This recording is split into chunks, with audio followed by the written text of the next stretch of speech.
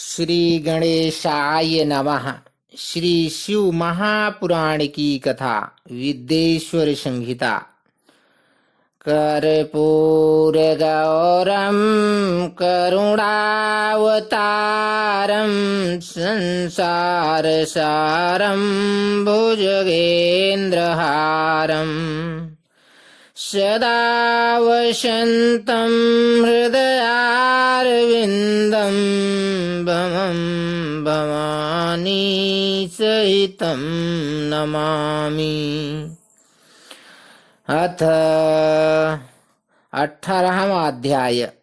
बंधन और मोक्ष का विवेचन, शिव पूजा का उपदेश, लिंग आदि में शिव पूजन का विधान, भस्म के स्वरूप का निरूपण और महत्व, शिव एवं गुरु शब्द की व्युत्पत्ति तथा शिव के भस्म धारण का रहस्य। बोलो शंकर भगवान की जय। ऋषि बोले, सर्वश्रेष्ठों में श्रेष्ठ सूत जी, बंधन और मोक्ष का स्वरूप क्या है, यह हमें बताइए। सूत जी ने कहा कि महर्षियों, मैं बंधन और मोक्ष का स्वरूप तथा मोक्ष के उपाय का वर्णन करूंगा। तुम लोग आदर पूर्वक सुनो। जो प्रकृति 8 बंधनों से बंधा हुआ है वह जीव बद्ध कहलाता है, और जो उन 8 बंधनों से छूटा हुआ है उसे मुक्त कहते हैं। प्रकृति आदि को वश में कर लेना मोक्ष कहलाता है। बंधन आगंतुक है और मोक्ष स्वतः सिद्ध है। बद्ध जीव जब बंधन से मुक्त हो जाता है तब उसे मुक्त जीव कहते हैं। प्रकृति, बुद्धि, महत्त्व, त्रिगुणात्मक अहंकार और 5 तन्मात्राएं, इन्हें ज्ञानी पुरुष प्रकृत्याद्यष्टक मानते हैं। प्रकृति आदि 8 तत्वों के समूह से देह की उत्पत्ति हुई है। देह से कर्म उत्पन्न होता है और फिर कर्म से नूतन देह की उत्पत्ति होती है। इस प्रकार बारंबार जन्म और कर्म होते रहते हैं। शरीर को स्थूल, सूक्ष्म और कारण के भेद से 3 प्रकार का जानना चाहिए। स्थूल शरीर जागृत अवस्था में व्यापार करने वाला, सूक्ष्म शरीर जागृत और स्वप्न अवस्थाओं में इंद्रिय भोग प्रदान करने वाला, तथा कारण शरीर सुषुप्तावस्था में आत्मानंद की अनुभूति कराने वाला कहा गया है। जीव को उसके प्रारब्ध कर्मानुसार सुख दुख प्राप्त होते हैं। वह अपने पूर्ण कर्मों के फलस्वरूप सुख और पाप कर्मों के फलस्वरूप दुख का उपभोग करता है। अतः कर्म पाश से बंधा हुआ जीव अपने त्रिविध शरीर से होने वाले शुभाशुभ कर्मों द्वारा सदा चक्र की भांति बारंबार घुमाया जाता है।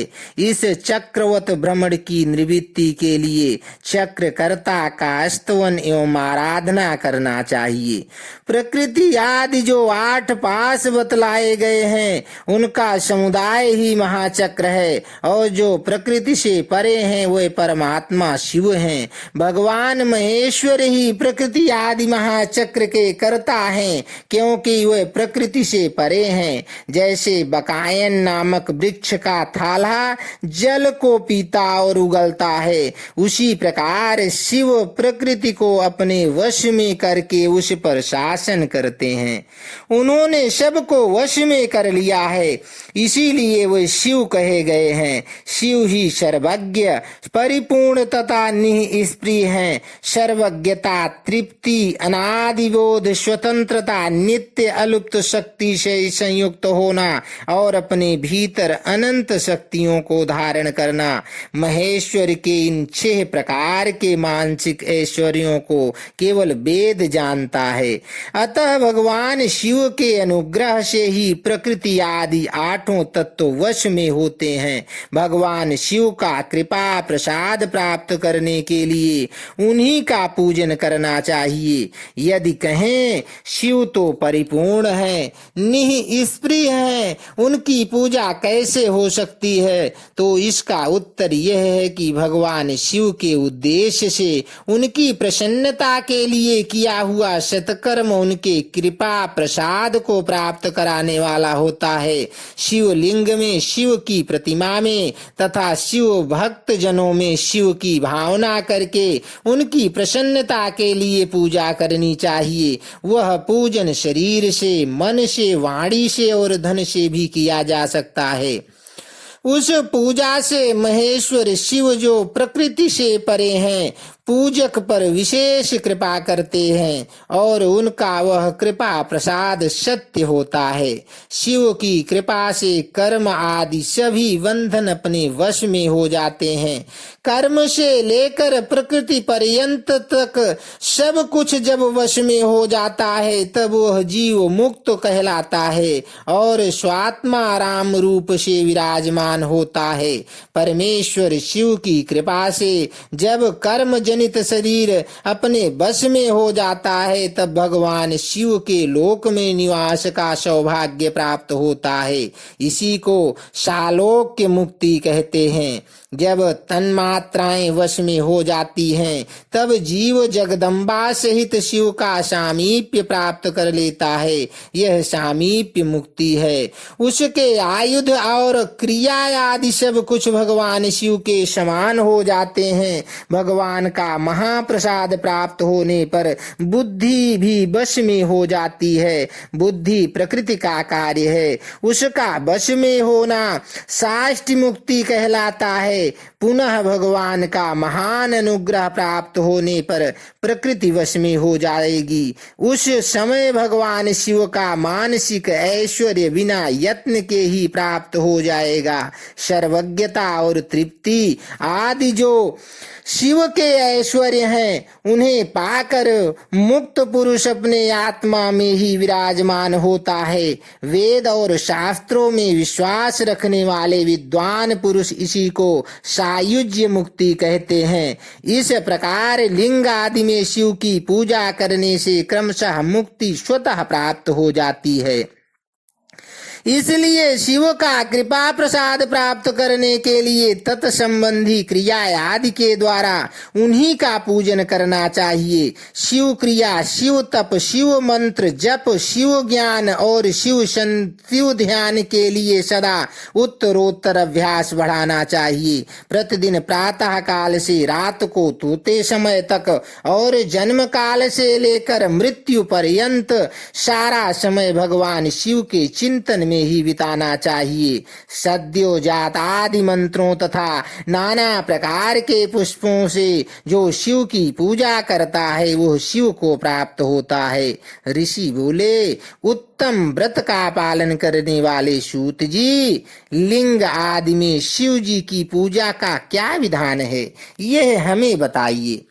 सूत जी ने कहा, द्विजों, मैं लिंगों के क्रम का यथावत वर्णन कर रहा हूँ, तुम सब लोग सुनो।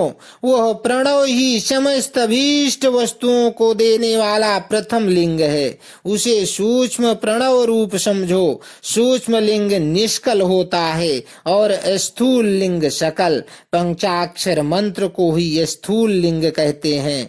उन दोनों प्रकार के लिंगों का पूजन तप कहलाता है। वे दोनों ही लिंग साक्षात मोक्ष देने वाले हैं। पौरुष लिंग और प्रकृति लिंग के रूप में बहुत से लिंग हैं, उन्हें भगवान शिव ही विस्तार पूर्वक बता सकते हैं, दूसरा कोई नहीं जानता। पृथ्वी के विकार भूत जो जो लिंग ज्ञात हैं, उनको मैं तुम्हें बता रहा हूँ। उनमें स्वयंभू लिंग प्रथम है, दूसरा विंदु लिंग तथा तीसरा प्रतिष्ठित लिंग, चौथा चर लिंग और पांचवा गुरु लिंग है। देवर्षियों की तपस्या से संतुष्ट हों, उनके समीप प्रकट होने के लिए पृथ्वी के अंतर्गत बीज रूप से व्याप्त हुए भगवान शिव वृक्षों के अंकुर की भांति भूमि को भेद कर नाद लिंग के रूप में व्यक्त हो जाते हैं। वह स्वतः व्यक्त हुए शिव ही स्वयं प्रकट होने के कारण स्वयंभू नाम धारण करते हैं। ज्ञानी जन उन्हें स्वयंभू लिंग के रूप में जानते हैं। उस स्वयंभू लिंग की पूजा से उपासक का ज्ञान स्वयं ही बढ़ने लगता है। सोने चांदी आदि के पत्र पर, भूमि पर अथवा वेदी पर अपने हाथ से लिखित जो शुद्ध प्रणव मंत्र रूप लिंग है, उसमें तथा मंत्र लिंग का आलेखन करके उसमें भगवान शिव की प्रतिष्ठा और आवाहन करें। ऐसा बिंदुनादमय लिंग स्थावर और जंगम दोनों ही प्रकार का होता है।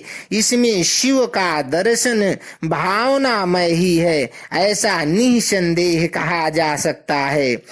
जिसको जहां भगवान शंकर के प्रकट होने का विश्वास हो, उसके लिए वही प्रकट होकर वे अभीष्ट फल प्रदान करते हैं। अपने हाथ से लिखे हुए यंत्र में अथवा अकृत्रिम स्थावर आदि में भगवान शिव का आवाहन करके 16 उपचारों से उनकी पूजा करें। ऐसा करने से साधक स्वयं ही ऐश्वर्य को प्राप्त कर लेता है और इस साधक के अभ्यास से उसको ज्ञान भी होता है।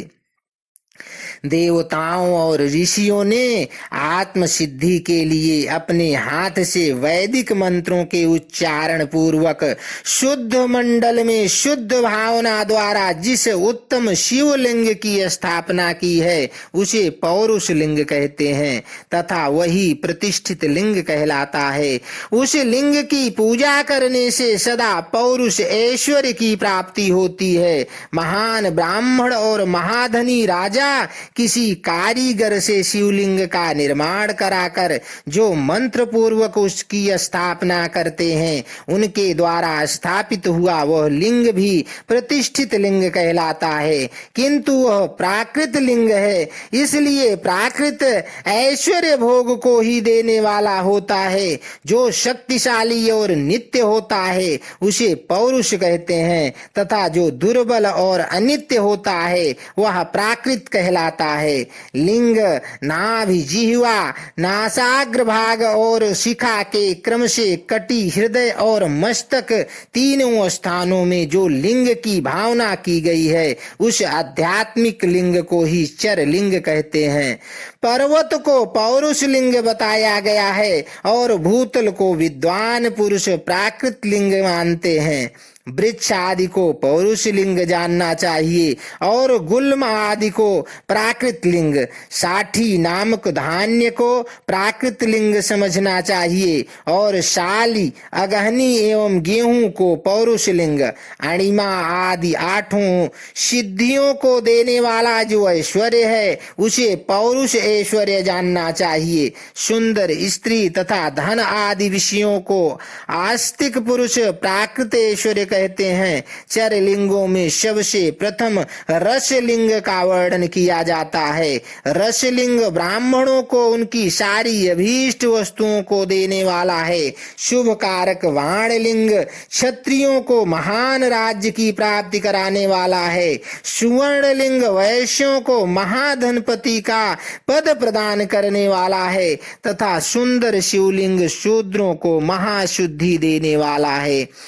स्फटिकमय लिंग तथा वाण लिंग सब लोगों को उनकी समस्त कामनाएं प्रदान करते हैं। अपना ना हो तो दूसरे का स्फटिक या वाण लिंग की पूजा के लिए निषिद्ध नहीं है। स्त्रियों विशेषतः सधवाओं के लिए पार्थिव लिंग की पूजा का विधान है। प्रवृत्ति मार्ग में स्थित विधवाओं के लिए स्फटिक लिंग की पूजा बताई गई है, परंतु विरक्त विधवाओं के लिए रस लिंग की पूजा को ही श्रेष्ठ कहा गया है। उत्तम व्रत का पालन करने वाले महर्षियों बचपन में, जवानी में और बुढ़ापे में भी शुद्ध स्फटिकमय शिवलिंग का पूजन स्त्रियों को समस्त भोग प्रदान करने वाला है। गृहासक्त स्त्रियों के लिए पीठ पूजा भूतल पर संपूर्ण अभीष्ट को देने वाली है। प्रवृत्ति मार्ग में चलने वाला पुरुष सुपात्र गुरु के सहयोग से ही समस्त पूजा कर्म संपन्न करे। इष्ट देव का अभिषेक करने के पश्चात अगहनी के चावल से बने हुए खीर आदि पकवानों द्वारा नैवेद्य अर्पण करे। पूजा के अंत में शिवलिंग को संपुट में पधार कर घर के भीतर पृथक रख दे। जो निवृत्त मार्गी पुरुष हैं उनके लिए हाथ पर ही शिवलिंग पूजा का विधान है। उन्हें भिक्षादि से प्राप्त हुए अपने भोजन को ही नैवेद्य रूप में निवेदित करना चाहिए। निवृत्त पुरुषों के लिए सूक्ष्म लिंग ही श्रेष्ठ बताया गया है। वे विभूति के द्वारा पूजन करें और विभूति को ही नैवेद्य रूप से निवेदित भी करें। पूजा करके उस लिंग को सदा अपने मस्तक पर धारण करें। विभूति 3 प्रकार की बताई गई है, लोकाग्नि जनित, वेदाग्नि जनित और शिवाग्नि जनित। लोकाग्नि जनित या लौकिक भस्म को द्रव्यों की शुद्धि के लिए लकार रखें। मिट्टी, लकड़ी और लोहे के पात्रों की, धान्यों की, तिल आदि द्रव्यों की, वस्त्र आदि की तथा पर्युषित वस्तुओं की भस्म से शुद्ध होती है। कुत्ते आदि से दूषित हुए पात्रों की भी भस्म से ही शुद्धि मानी गई है। वस्तु विशेष की शुद्धि के लिए यथा योग्य सजल अथवा निर्जल भस्म का उपयोग करना चाहिए। वेदाग्नि जनित जो भस्म है उसको उन वैदिक कर्मों के अंत में धारण करना चाहिए। मंत्र और क्रिया से जनित जो होम वर्क है वह अग्नि में भस्म का रूप धारण करता है। उस भस्म को धारण करने से वह कर्म आत्मा में आरोपित हो जाता है। अघोर मूर्तिधारी शिव का जो अपना मंत्र है उसे पढ़कर बेल की लकड़ी को जलाएं। उस मंत्र से अभिमंत्रित अग्नि को शिवाग्नि कहा गया है। उसके द्वारा जले हुए काष्ठ का जो भस्म है वह शिवाग्नि जनित है। कपिला गाय के गोबर अथवा गाय मात्र के गोबर को तथा शमी, पीपल, पलाश, बड़, अमलतास और वेर इनकी लकड़ियों को शिवाग्नि से जलाएं। वह शुद्ध भस्म शिवाग्नि जनित माना गया है। अथवा कुश की अग्नि में शिव मंत्र के उच्चारण पूर्वक काष्ठ को जलाएं। फिर उस भस्म को कपड़े से अच्छी तरह छान कर नए घड़े में भर कर रख दें। उसे समय समय पर अपनी कांति या शोभा की वृद्धि के लिए धारण करें। ऐसा करने वाला पुरुष सम्मानित एवं पूजनीय होता है। पूर्व काल में भगवान शिव ने भस्म शब्द का ऐसा ही अर्थ प्रकट किया था। जैसे राजा अपने राज्य में सारभूत कर को ग्रहण करता है, जैसे मनुष्य शस्य आदि को जलाकर रांध कर उसका सार ग्रहण करते हैं, तथा जैसे जठरानल नाना प्रकार के भक्ष्य भोजन आदि पदार्थों को भारी मात्रा में ग्रहण करके जलाकर सारतर वस्तु ग्रहण करता और उस सारतर वस्तु से स्वदेह का पोषण करता, उसी प्रकार प्रपंच करता परमेश्वर शिव ने भी अपने में आधेय रूप से विद्यमान प्रपंच को जलाकर भस्म रूप से उसके सार तत्व को ग्रहण किया है। प्रपंच को दग्ध करके शिव ने उसके भस्म को अपने शरीर में लगाया है। राख भभूत पोतने के बहाने जगत के सार को ही ग्रहण किया है। अपने शरीर में अपने लिए रत्न स्वरूप भस्म को इस प्रकार स्थापित किया है। आकाश के सार तत्व से केश, वायु तत्व के सार तत्व से मुख, अग्नि के सार तत्व से हृदय, जल के सार तत्व से कटिभाग और पृथ्वी के सार तत्व से घुटने को धारण किया है। इसी तरह उनके सारे अंग विभिन्न वस्तुओं के सार रूप हैं। महेश्वर ने अपने ललाट में तिलक रूप से जो त्रिपुंड धारण किया है वह ब्रह्मा विष्णु और रुद्र का सार तत्व है। वह इस सब वस्तुओं को जगत के अभ्युदय का हेतु मानते हैं। इन भगवान शिव ने ही प्रपंच के सार सर्वस्व को अपने वश में किया है, अतः इन्हें अपने वश में करने वाला दूसरा कोई नहीं है। जैसे समस्त मृगों का हिंसक मृग सिंह कहलाता है और उसकी हिंसा करने वाला दूसरा कोई मृग नहीं है, अतएव उसे सिंह कहा गया है। सकार का अर्थ है नित्य सुख एवं आनंद, इकार का अर्थ है पुरुष और वकार का अर्थ है अमृत स्वरूपा शक्ति। इन सब का सम्मिलित रूप ही शिव कहलाता है। अतः इस रूप में भगवान शिव को अपना आत्मा मानकर उनकी पूजा करनी चाहिए। अतः पहले अपने अंगों में भस्म मलें, फिर ललाट में उत्तम त्रिपुंड धारण करें। पूजा काल में सजल भस्म का उपयोग होता है और द्रव्य शुद्धि के लिए निर्जल भस्म का। गुणातीत परम शिव राजस आदि सविकार गुणों का अवरोध करते हैं, दूर हटाते हैं। इसलिए वे सब के गुरु रूप का आश्रय लेकर स्थित हैं। गुरु विश्वासी शिष्यों के तीनों गुणों को पहले दूर करके फिर उन्हें शिव तत्व का बोध कराते हैं, इसीलिए गुरु कहलाते हैं।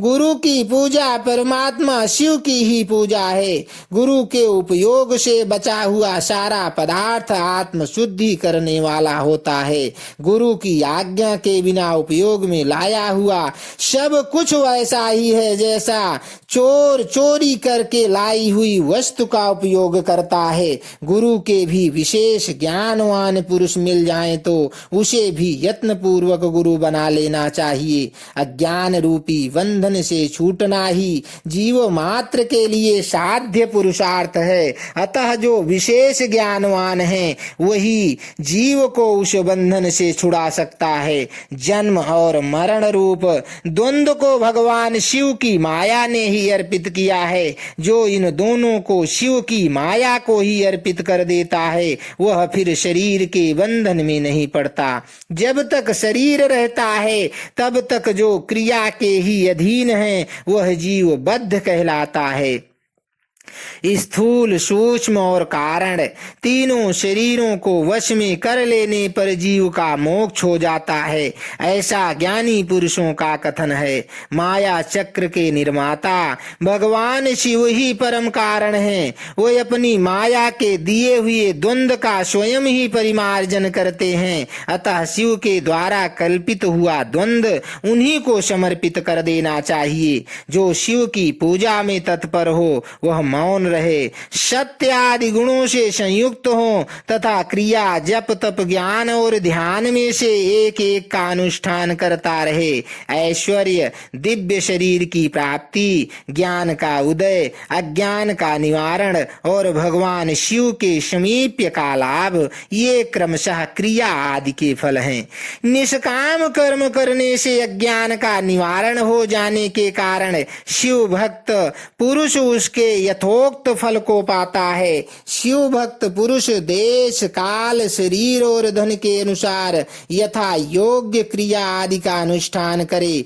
न्यायोपार्जित उत्तम धन से निर्वाह करते हुए विद्वान पुरुष शिव के स्थान में निवास करे। जीव हिंसा आदि से रहित और अत्यंत क्लेश शून्य जीवन बिताते हुए पंचाक्षर मंत्र के जप से अभिमंत्रित अन्न और जल को सुख स्वरूप माना गया है।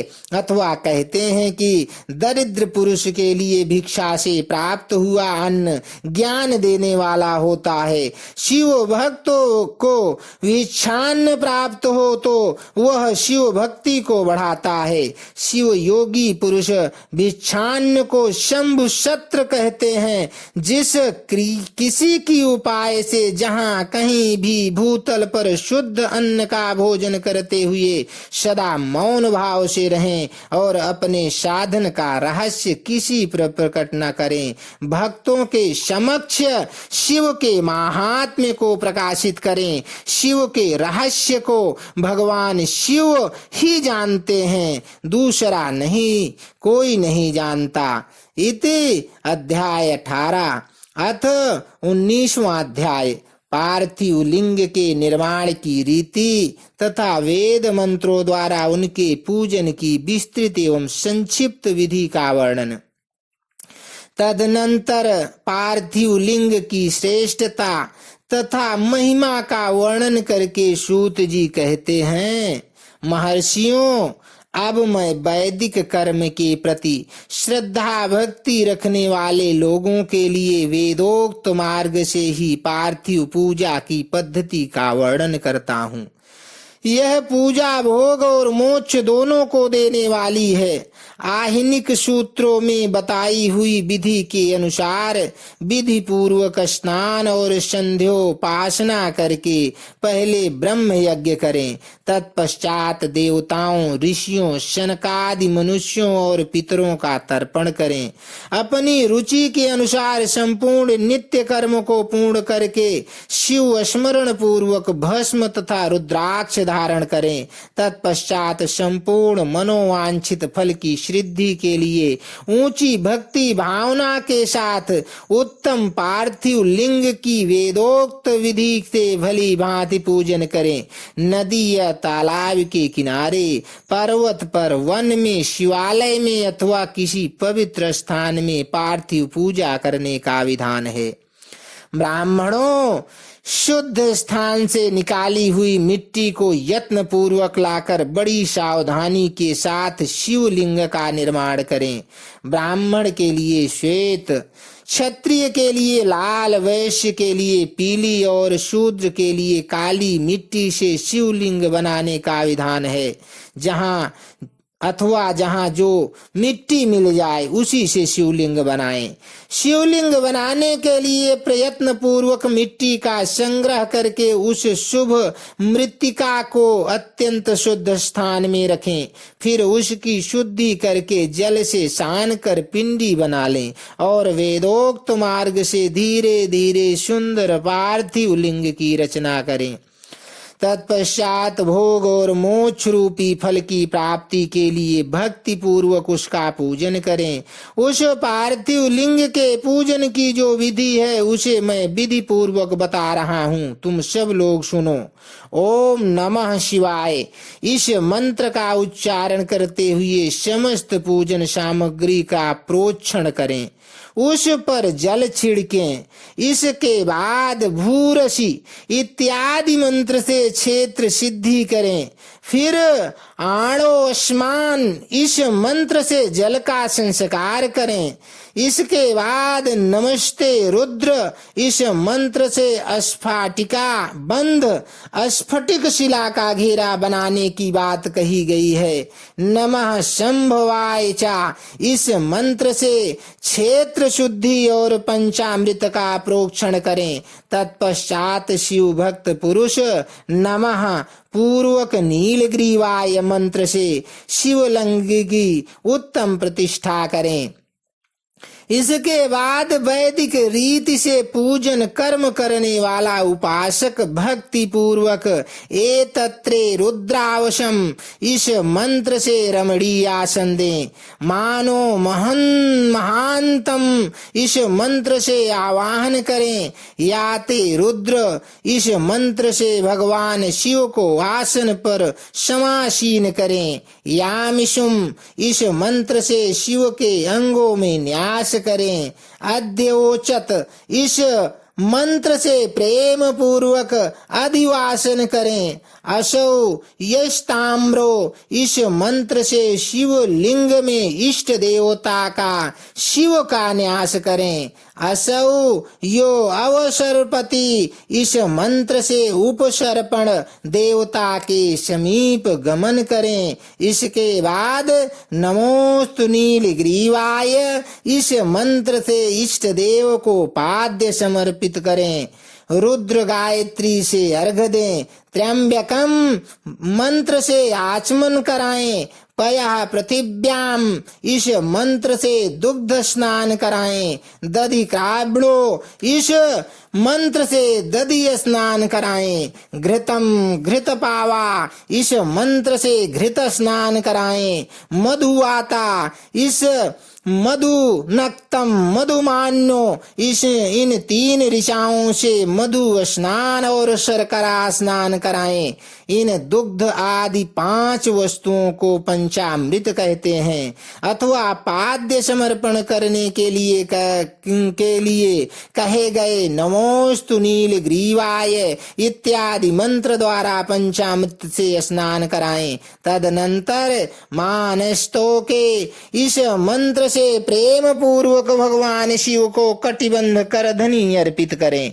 नमो धृष्णवे इस मंत्र का उच्चारण करके आराध्य देवता को उत्तरीय धारण करें। याते हेति इत्यादि 4 ऋचाओं को पढ़कर वेदज्ञ भक्त प्रेम से विधि पूर्वक भगवान शिव के लिए वस्त्र एवं यज्ञोपवीत समर्पित करें। इसके बाद नमः स्वम्भ्यः इत्यादि मंत्र को पढ़कर शुद्ध बुद्धि वाला भक्त पुरुष भगवान को प्रेम पूर्वक गंध सुगंधित चंदन एवं रोली चढ़ाएं। नमस्त छभ्यो इस मंत्र से अक्षत समर्पित करें। नमः पर्याय इस मंत्र से फूल चढ़ाएं। नमः पर्णाय इस मंत्र से बिल्व पत्र समर्पित करें। नमः कपर्दिनेचा इत्यादि मंत्र से विधि पूर्वक धूप दें। नमः आशवे इस ऋचा से शास्त्रोक्त विधि के अनुसार दीप निवेदन करें। तत्पश्चात हाथ धोकर नमो ज्येष्ठाय चा इस मंत्र से उत्तम नैवेद्य अर्पित करें। फिर पूर्वोक्त त्र्यंबक मंत्र से आचमन कराएं। इमा रुद्राय इस ऋचा से फल समर्पण करें। फिर नमो ब्रव्जाय इस मंत्र से भगवान शिव को अपना सब कुछ समर्पित कर दें। तदनंतर मानो महांतम तथा मानस्तों के इस पूर्वोक्त 2 मंत्रों द्वारा केवल अक्षतों से 11 रुद्रों का पूजन करें। फिर हिरण्यगर्भः इत्यादि मंत्र से जो 3 ऋचाओं के रूप में पठित है दक्षिणा चढ़ाएं। देवस्य त्वाम इस मंत्र से विद्वान पुरुष आराध्य देव का अभिषेक करे। दीप के लिए बताए हुए नम आसवे इत्यादि मंत्र से भगवान शिव की निराजना आरती करें। तत्पश्चात इमा रुद्राय इत्यादि 3 ऋचाओं से भक्ति पूर्वक रुद्रदेव को पुष्पांजलि अर्पित करें। मानो महंतम इस मंत्र से विज्ञ उपासक पूजनीय देवता की परिक्रमा करें। फिर उत्तम बुद्धि वाला उपासक मानस्तों के इस मंत्र से भगवान को साष्टांग प्रणाम करें। ऐसते इस मंत्र से शिव मुद्रा का प्रदर्शन करें। यतो यतः इस मंत्र से अभय नामक मुद्रा का, त्र्यंबकम मंत्र से ज्ञान नामक मुद्रा का तथा नमः सेना इत्यादि मंत्र से महामुद्रा का प्रदर्शन करें। नमो गोभ्य इस ऋचा द्वारा धेनु मुद्रा दिखावें। इस तरह 5 मुद्राओं का प्रदर्शन करके शिव संबंधी मंत्रों का जप करें अथवा वेदज्ञ पुरुष शतरुद्रीय मंत्र की आवृत्ति करें। तत्पश्चात वेदज्ञ पुरुष पांचांग पाठ करें। तदनंतर देवागातु इत्यादि मंत्र से भगवान शंकर का विसर्जन करें। इस प्रकार शिव पूजा की वैदिक विधि का विस्तार से प्रतिपादन किया गया है। महर्षियों, अब संक्षेप से भी पार्थिव पूजन की वैदिक विधि का वर्णन सुनो। सद्यो जातम इस ऋचा से पार्थिव लिंग बनाने के लिए मिट्टी ले आए। वाम देवाय इत्यादि मंत्र पढ़कर इसमें जल डालें। जब मिट्टी शन कर तैयार हो जाए तब अघोरभ्यो मंत्र से लिंग निर्माण करें। फिर तत्पुरुषाय इस मंत्र से विधिवत उसमें भगवान शिव का आवाहन करें। तदनंतर ईशान मंत्र से भगवान शिव को वेदी पर स्थापित करें। इसके सिवाय अन्य सब विधानों को भी शुद्ध बुद्धि वाला उपासक संक्षेप से ही संपन्न करें। इसके बाद विद्वान पुरुष पंचाक्षर मंत्र से अथवा गुरु के दिए हुए अन्य किसी शिव संबंधी मंत्र से 16 उपचारों द्वारा विधिवत पूजन करें, अथवा भवाय भवनाशाय महादेवाय धीमहि उग्राय उग्रनाशाय शर्वाय शशिमौलिने इस मंत्र द्वारा विद्वान उपासक भगवान शंकर की पूजा करे। वह भ्रम छोड़कर उत्तम भाव भक्ति से शिव की आराधना करे, क्योंकि भगवान शिव भक्ति से ही मनोवांछित फल देते हैं। ब्राह्मणों, यहाँ जो वैदिक विधि से पूजन का क्रम बताया गया है, इसका पूर्ण रूप से आदर करता हुआ मैं पूजा की एक दूसरी विधि भी आपको बता रहा हूँ, जो उत्तम होने के साथ ही सर्वसाधारण के लिए उपयोगी है। मुनिवरों, पार्थिव लिंग की पूजा भगवान शिव के नामों से बताई गई है। वह पूजा संपूर्ण अभीष्टों को देने वाली है। मैं उसे बताता हूँ, सुनो। हर महेश्वराय शंभु शूल पाणि पिनाक धृक शिव पशुपति और महादेव, ये क्रमशः शिव के 8 नाम कहे गए हैं। इनमें से प्रथम नाम के द्वारा अर्थात ओम हराय नमः का उच्चारण करके पार्थिव लिंग बनाने के लिए मिट्टी लाएं। दूसरे नाम अर्थात ओम महेश्वराय नमः का उच्चारण करके लिंग निर्माण करें। फिर शम ओम शंभवे नमः बोलकर उस पार्थिव लिंग की प्रतिष्ठा करें। तत्पश्चात ओम शूल पाणये नमः कहकर उस पार्थिव लिंग में भगवान शिव का आवाहन करें। ओम प्रेनाक धृषे नमः कहकर उस शिव लिंग को नहलाएं। ओम नमः शिवाय नमः बोलकर उसकी पूजा करें। फिर ओम पशुपतये नमः कहकर क्षमा प्रार्थना करें और अंत में ओम महादेवाय नमः कहकर आराध्य देव का विसर्जन कर दें। प्रत्येक नाम के आदि में ओंकार और अंत में चतुर्थी विभक्ति के साथ नमः पद लगाकर बड़े आनंद और भक्ति भाव से पूजन संबंधी सारे कार्य करने चाहिए। षडक्षर मंत्र से अगन्यास और करन्यास की विधि भली भांति संपन्न करके फिर नीचे लिखे अनुसार ध्यान करें। जो कैलाश पर्वत पर एक सुंदर सिंहासन के मध्य भाग में विराजमान है, जिनके वाम भाग में भगवती उमा उनसे सट कर बैठी हुई है, सनक सनंदन आदि भक्तजन जिनकी पूजा कर रहे हैं, तथा जो भक्तों के दुख रूपी दावानल को नष्ट कर देने वाले अप्रमेय शक्तिशाली ईश्वर हैं, उन विश्व विभूषण भगवान शिव का चिंतन करना चाहिए।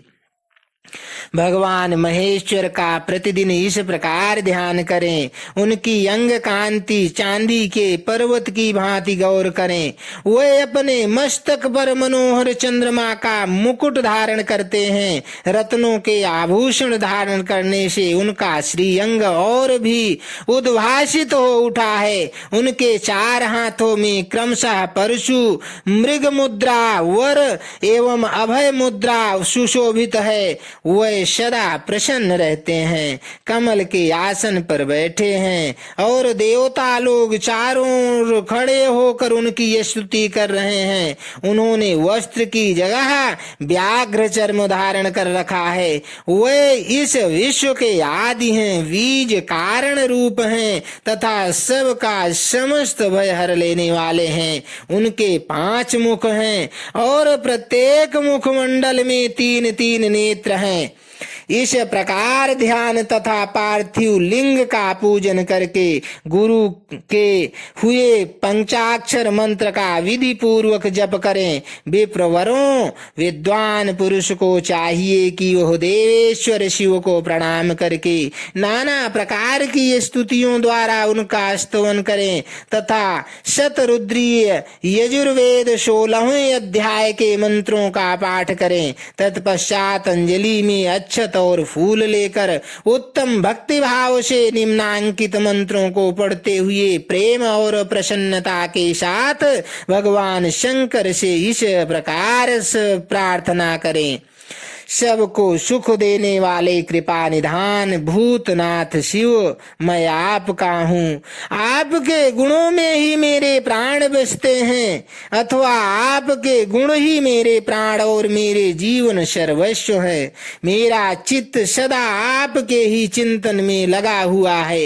यह जानकर मुझ पर प्रसन्न होइए, कृपा कीजिए शंकर। मैंने अनजान में अथवा जानबूझकर यदि कभी आपका जप और पूजन आदि किया हो तो आपकी कृपा से वो सफल हो जाए। गौरीनाथ, मैं आधुनिक युग का महान पापी हूँ, पतित हूँ, और आप सदा से ही परम महान पतित पावन हैं। इस बात का विचार करके आप जैसा चाहें वैसा करें।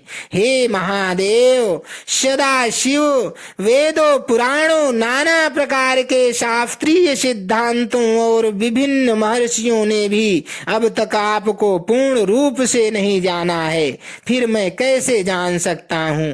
हे महेश्वर, मैं जैसा हूँ वैसा ही उसी रूप में संपूर्ण भाव से आपका हूँ, आपके आश्रित हूँ, इसलिए आपसे रक्षा पाने के योग्य हूँ। परमेश्वर, आप मुझ पर प्रसन्न होइए।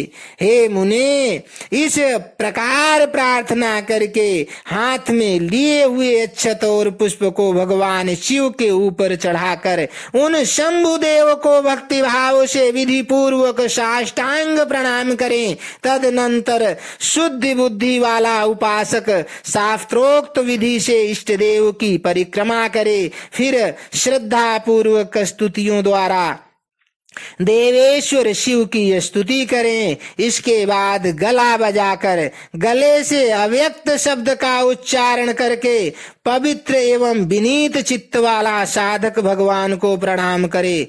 फिर आदर पूर्वक विज्ञप्ति करे और उसके बाद विसर्जन। मुनिवरों, इस प्रकार विधि पूर्वक पार्थिव पूजा बताई गई। वह भोग और मोक्ष देने वाली तथा भगवान के प्रति भक्ति भाव को बढ़ाने वाली है। इति अध्याय 19 से 20। बोलो शंकर भगवान की जय। ओम हर हर महादेव।